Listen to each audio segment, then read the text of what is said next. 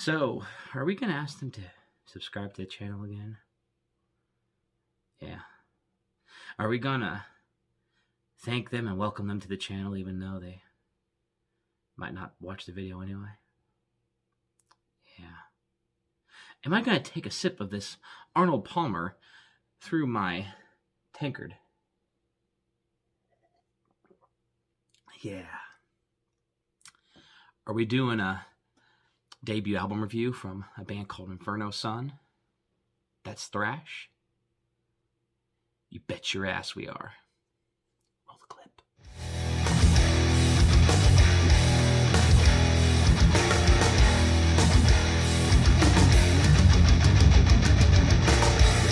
My mind is racing as my body begins to sweat.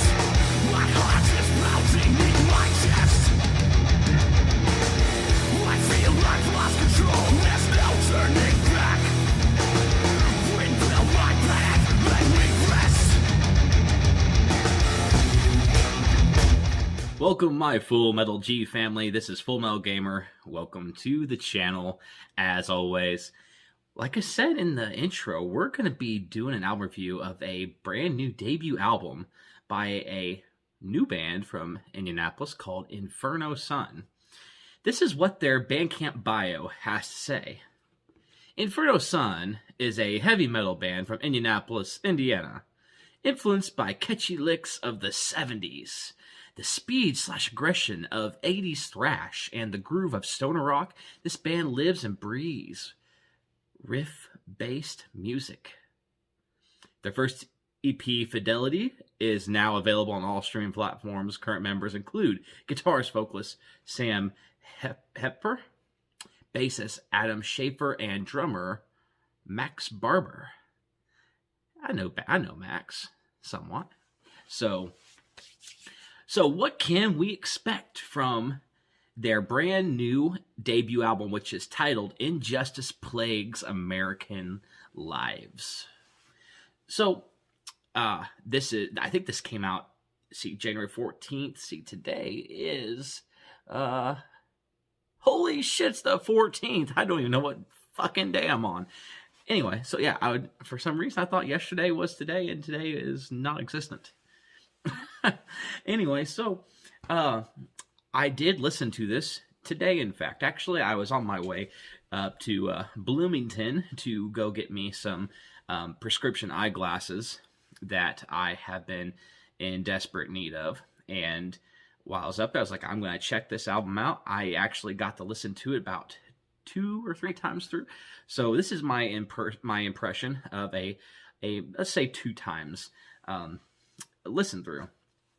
So, like I said, I'm going to talk to you about my thoughts and feelings about the record, and if anything stood out to me.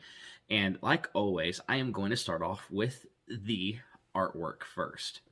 So, I'm just going to scoot on over here so I can post the wonderful artwork right now. Okay, so we got the artwork.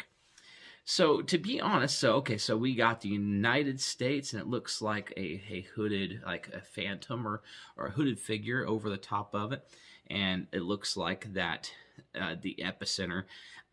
See, this looks like South Dakota. So I wonder. So is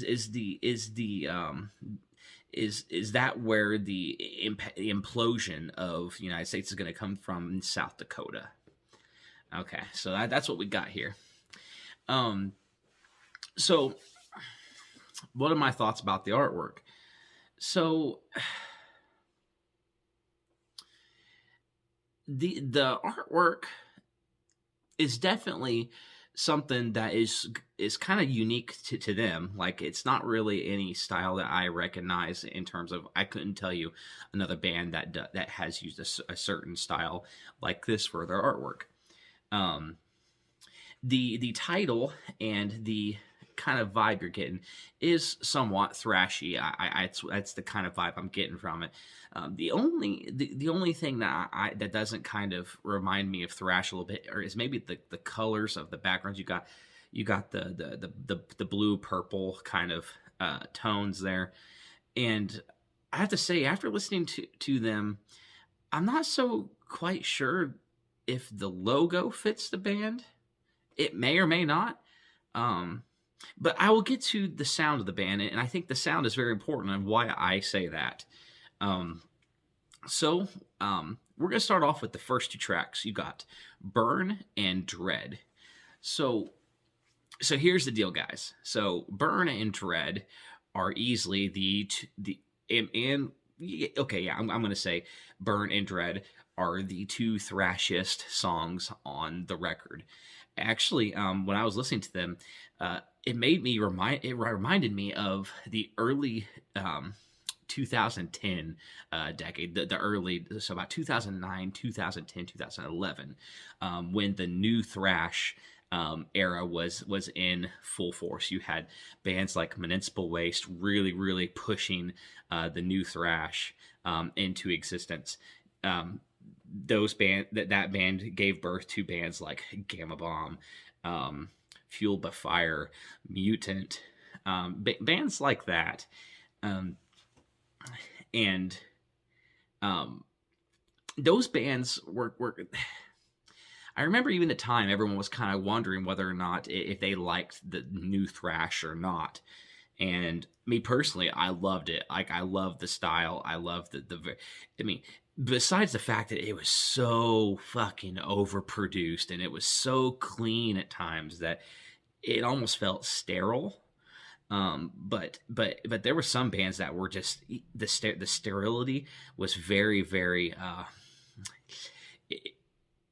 It made them sound incredibly powerful. This was about the era when Havoc kind of was born out of that new thrash era. So if you know, this is what I'm talking about. So you got songs like Burn and Dread that very, very much sound like new thrash, but on the same token, their brand of thrash kind of reminds me of a Testament-ish kind of thrash metal. So when it comes to thrash, you got your breeds, okay? You got your certain breeds of thrash. You got the bands that are mimicking Slayer. You got the bands that are mimicking Testament, and you got the bands that are mimicking Metallica. Oddly enough, none bands never pick Megadeth or Anthrax to mimic, but it always seems to be Slayer, Testament, Metallica are the ones that people tend to mimic the most. So this is definitely along the lines of Testament thrash, because it's some of the vocals, the gravelly, just kind of almost screaming, growling kind of vocals, very Testament-ish, Chuck Billy, very, very just low and powerful, but yet kind of has in the mids, it's very, very rough, kind of just like this is gravelly, really. Okay, I'm getting off track. Anyway, so I said the first two songs, very, very, very thrashy. I loved it. And this is all constructive criticism. I'm not saying this as because this record I feel is a very, very good record. It is very, very. I wouldn't say it's the strongest debut record I've ever heard, but there was definitely some good shit that came out of this for certain. Like I said, Burn, Dread, two very, very great songs. But then you get into songs like Solitude, which is track 3. I felt me personally. This is my own personal palette, my own personal taste. I felt that going straight into like a more somber kind of acoustic, or not a clean guitar in the beginning, and I think if I believe I'm correct on this, Solitude at the very end it kind of picks up, but I felt that it was a little early. It was a little early in the record to throw that in there. To me, Solitude would have been a very good spot 4 or 5. I would have took their next track, Retake, and I would have put it in the number 3 spot. That's what I personally would have done. So I would have done that, and also too. So now I'm gonna talk about the track Void. When I was in my car listening to this track, it got through retake, which I loved. Retake was really cool. When it got to void, I was like, I was sitting there waiting. I was like, is the song gonna start? And I looked on there, and a minute and a half of this song had already passed, and I couldn't hear nothing. And after I kind of turned it up a little louder, and I was like, oh yeah, you can kind of hear some atmosphere in the background. So to me personally, I would have cut that first half off or done something different, because like I literally thought nothing was happening. I thought that it was just blank, like there was nothing going on. I couldn't hear it. It wasn't loud enough in the mix. Like I could not hear it. And like I said, this is all constructive, guys. But I couldn't hear it, so I was kind of bummed about that. But then the tracks, Mindless and Need for Control, they were about the same. Actually, I was really, really hoping that Mindless and Need for Control was going to really kick it up. Like I wanted to be punched in the freaking nuts with these two tracks, because we just got Solitude, and then you had Void, and I was waiting for the energy to come back. And don't get me wrong, Mindless and Need for Control was definitely, they were just mid-pace songs, and I was expecting more thrash out of this, but that didn't happen. But there was, I'm not saying that's, and please don't take this the wrong way, but those songs are still really good. There's some really, really cool sick ass riffs in those songs, and I felt they was really good songs. But I guess I had different expectations of what I was expecting out of this album. Like I was expecting, like, oh yeah, we got some fucking thrash, we're gonna beat some ass here. But that kind of didn't happen. This was more pulled back, more reserved, and they really were showing their. This is kind of a technical album in a sense. It's kind of technical. You kind of sit back and just kind of take it in, kind of thing. So then you get to track 8, Riff Salad. Now this song, I was not expecting on the record. This one kind of reminded me of Mastodon in a way. There was some really, really cool riffs in there, and like there was almost some proggy stuff in it. I wasn't expecting that.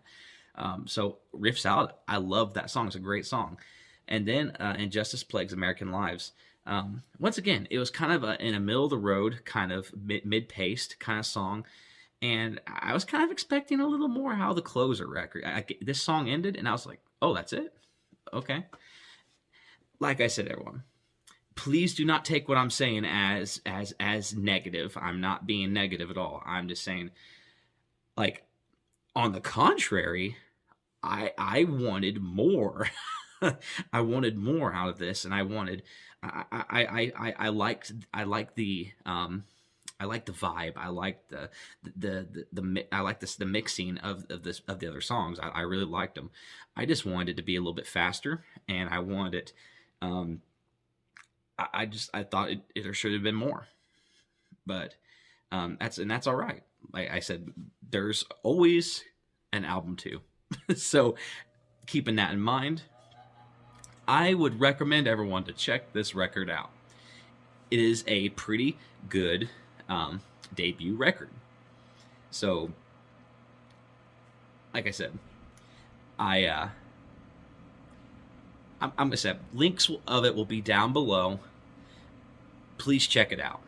It is worth your time. It's worth your attention, and I'm really, really curious, and I'm anticipating their future. I want them to continue. I want them to grow and do more, because I think these guys might have the ability to stay around for a while in the Indianapolis area. I want to see them play some shows. I want to see them do the thing. So anyway, everyone, I hope you enjoyed this review, and I please hope the band doesn't think I'm being a shithead here. I'm really not. I really enjoyed the record. I really liked what I heard. There's just little things here and there that I would have personally changed, but it's not my band, is it? So good job, guys. I hope to see more. So anyway, everyone, I hope you enjoyed this review. I hope you enjoy my YouTube channel. please check out Inferno Sunn. Anyway, have a wonderful night, everyone, and I'll see you all later. Always remember, long live heavy metal.